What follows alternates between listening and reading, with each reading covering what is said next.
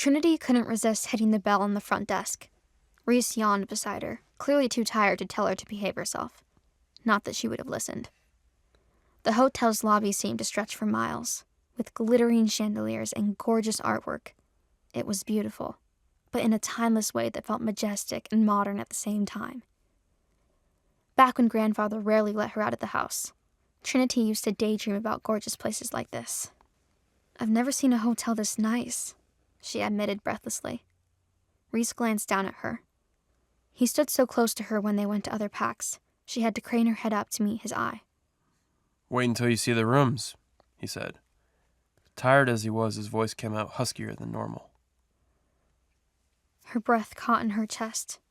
Reese probably didn't mean anything by it, but it almost sounded like a welcome invitation.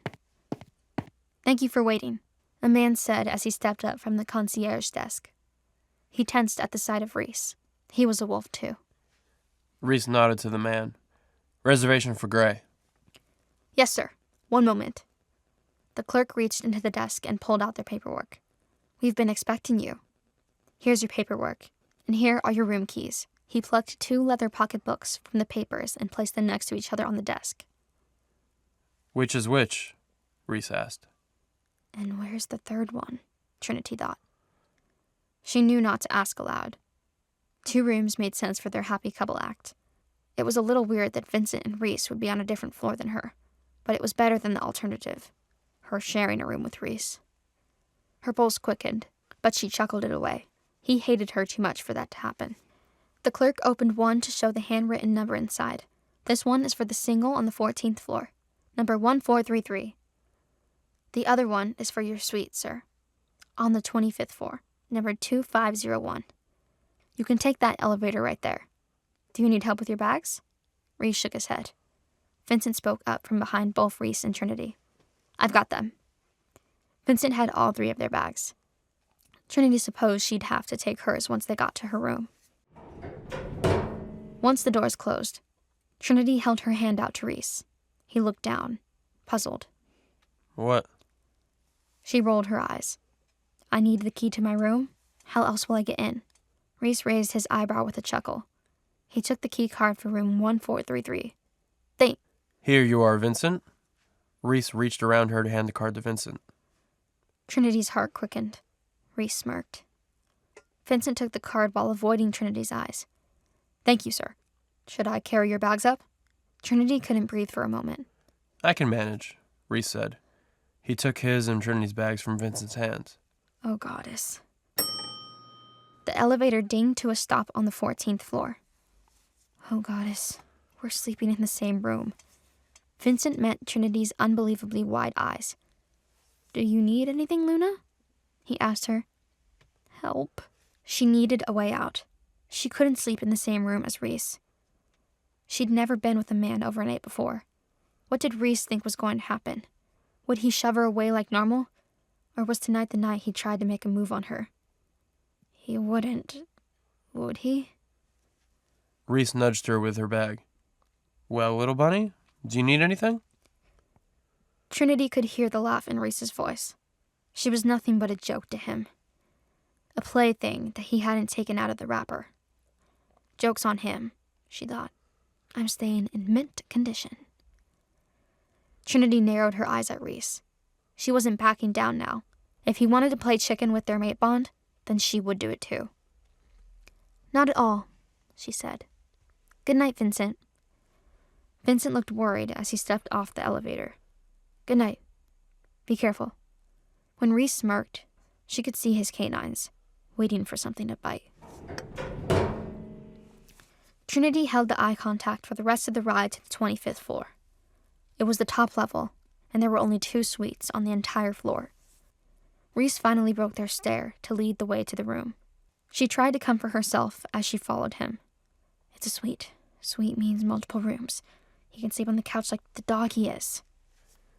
He stepped in front of their door and sought out her eyes again.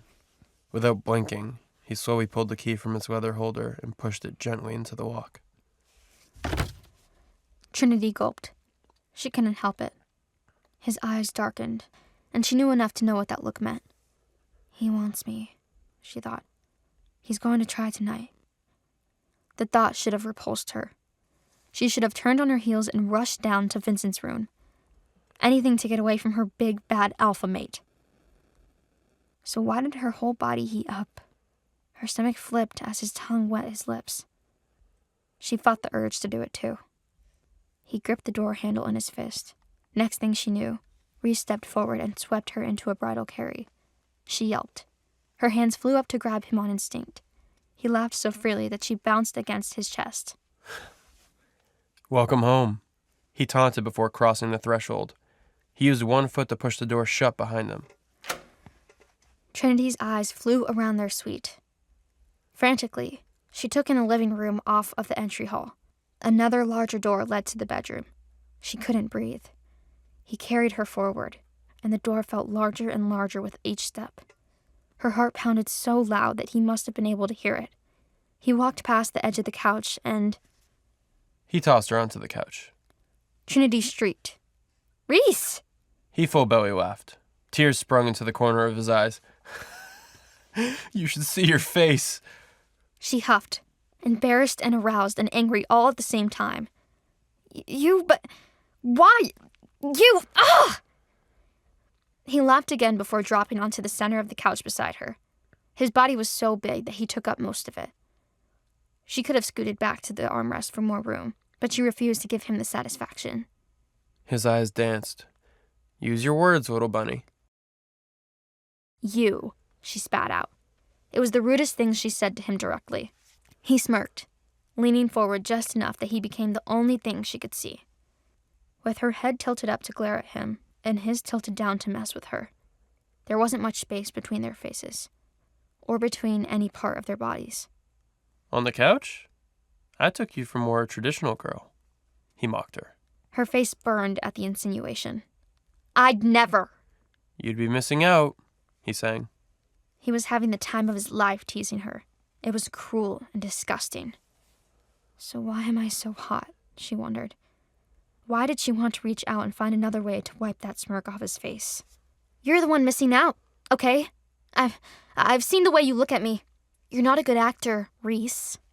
I tricked you, didn't I? He leaned back against the couch, and Trinity missed the closeness immediately. Don't lie. I heard how scared you were. Well, I don't have my knife, she hissed. He looked confused.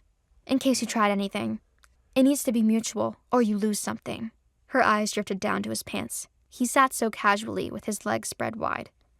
She fought a flush at staring so blatantly, but she needed to make sure he understood her point.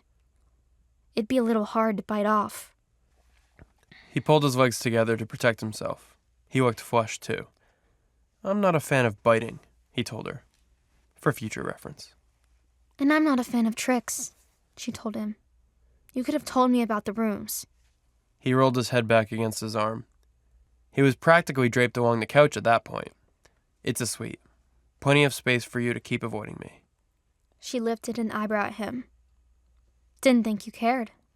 He lifted one back. I don't. Now get off the couch, unless you've changed your mind on sleeping with me. She cocked her head to the side and smirked. She reached out to put her hand on his knee. He tensed beneath her fingers. His eyes widened slightly. She leaned forward as she lifted from sitting to kneeling, and her face came close enough to kiss. She whispered, "Not a chance." Then she pushed up off the couch, using his knee for leverage. He needed a moment to recover. She got all the way to the bedroom before he called after her. You can't avoid me forever. I will have you one day, little bunny. Sure you will. And I'll have a wolf. He chuckled in shock, and she laughed too. About the time she learned to joke about it. Some things would never change. But maybe they would. One day. Want to know what happens next? Click on the link in the description below to watch further episodes of Chosen by Fate, Rejected by the Alpha.